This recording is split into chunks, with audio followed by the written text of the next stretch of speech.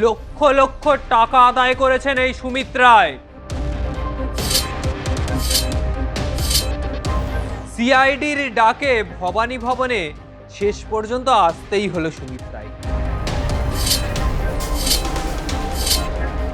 ধমকানো চমকানো এমনকি জমি মাফিয়া এই সুমিত রায়। লুকোচুরি যে আর বেশি দিন চলল না। অবশেষে সিআইডির ডাকে আড়াল থেকে বেরিয়ে ভবানী ভবনে নিজেকে ধরা দিতে হলো তৃণমূল সাংসদ অভিষেক বন্দ্যোপাধ্যায়ের আত্মসহায়ক সুমিত রায়কে। একাধিক তোলাবাজি মামলায় শনিবার সকাল প্রায় 10টা থেকে রাজ্য গোয়েন্দা সংস্থার আধিকারিকরা তাকে জিজ্ঞাসাবাদ করেছিলেন।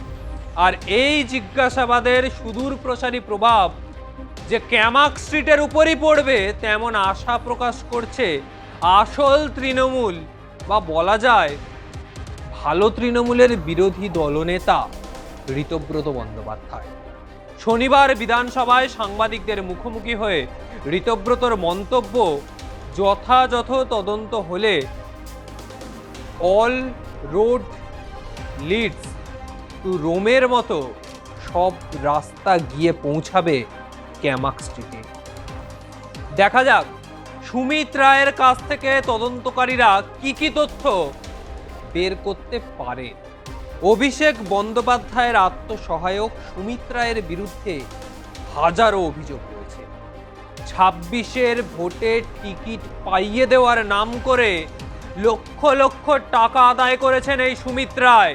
এছাড়াও শালবনীতে একটি জমি দুর্নীতি মামলাতেও অভিযুক্ত হিসেবে নাম রয়েছে এই সুমিত রায়ের।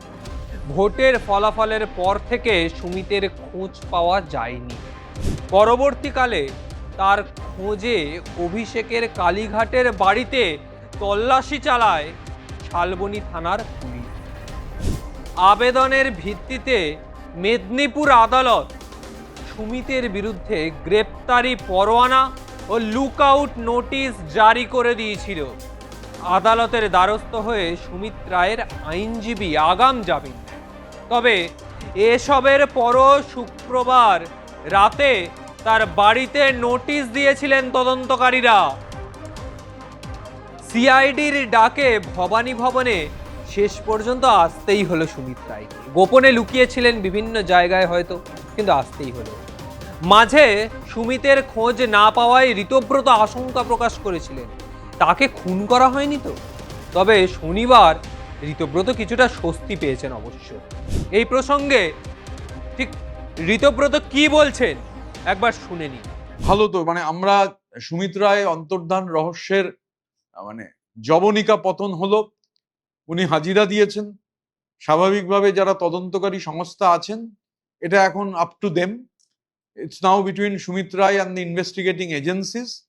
আমরা বাংলার মানুষ অপেক্ষা করব যে তদন্তে কি উঠে আসে, কতটা তদন্তকারী সংস্থা আমাদের জানাবেন সেটা আমরা অপেক্ষা করব।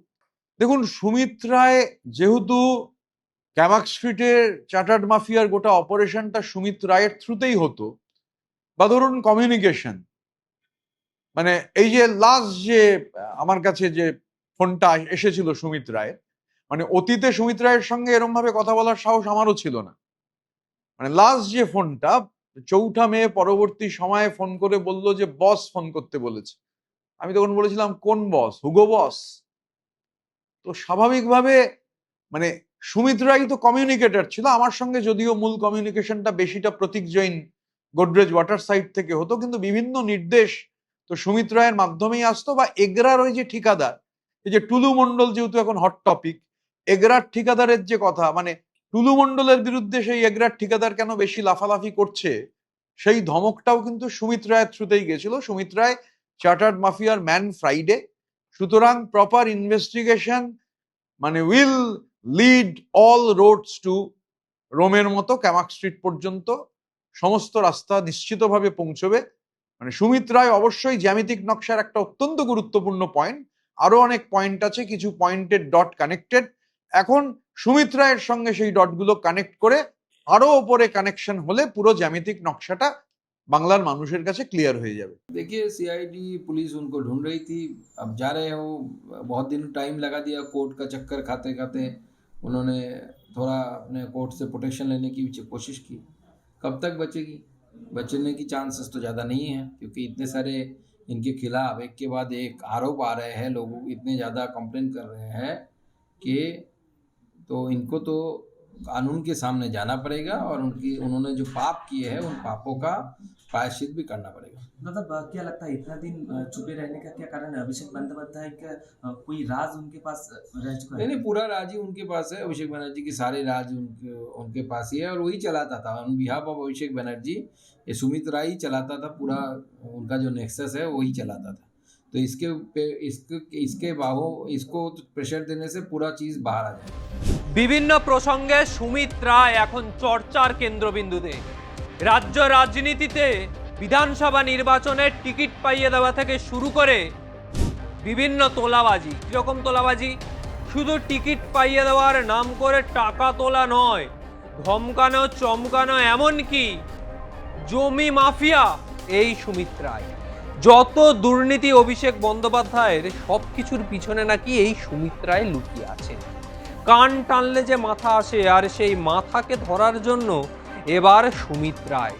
সুপ্রিম কোর্টের নির্দেশে তিনি রক্ষা কবচ পেয়েছেন, তবে হাজিরা যে দিতে হবে, হাজিরা না দিলে হিতের বিপরীত হতে পারে। আর সেই কারণে এবার সুমিত রায় ভবানী ভবন। হাজিরা তো হলো, আর কোন দিকে এই তদন্তের জল এগোয়? তদন্তের জল কি ক্যামাক স্ট্রিট ঢুকবে কোনোভাবে? সেই দিকেই কি নিয়ে যেতে চাইছে তদন্তকারী সংস্থারা? এখন সেটাই দেখার। তবে আজকের মতো বিদায় নিচ্ছি। ভিডিওটা ভালো লাগলে অবশ্যই লাইক কমেন্ট করুন, চ্যানেলটি সাবস্ক্রাইব করুন, আপনার মতামত জানান। আগামী সময় আর কোন কোন বিষয়ে ভিডিও দেখতে চান অবশ্যই জানাবেন। নমস্কার।